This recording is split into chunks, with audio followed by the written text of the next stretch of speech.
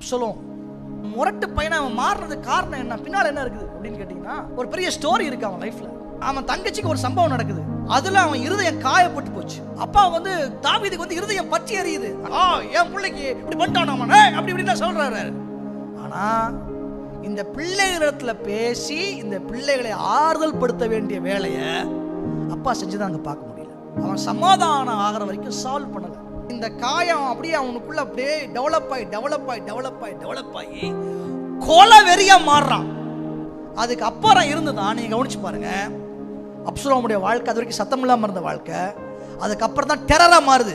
எங்க ஆரம்பிச்சது அப்படின்னா, அநேக நாட்களுக்கு முன்பு இருதயத்தில் ஏற்பட்ட காயம். நீங்க பிள்ளைகளோட வாழ்க்கையில முரட்டுத்தனமா பிள்ளைகள் மாறுறாங்கன்னா அதற்கு பின்னால என்ன இருக்கு, அவன் இருதயத்துல என்ன இருக்குது.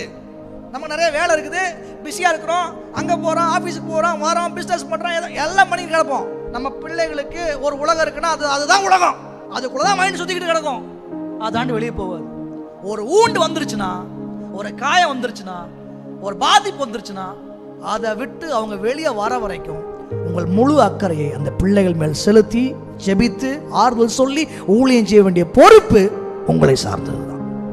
நீங்க அதை செய்யல அப்படின்னு சொன்னா அந்த காயம் வெறியாக மாறும், பழி வாங்குதலா மாறும், பிள்ளைகள் பயங்கரமானவர்களா மாறும்.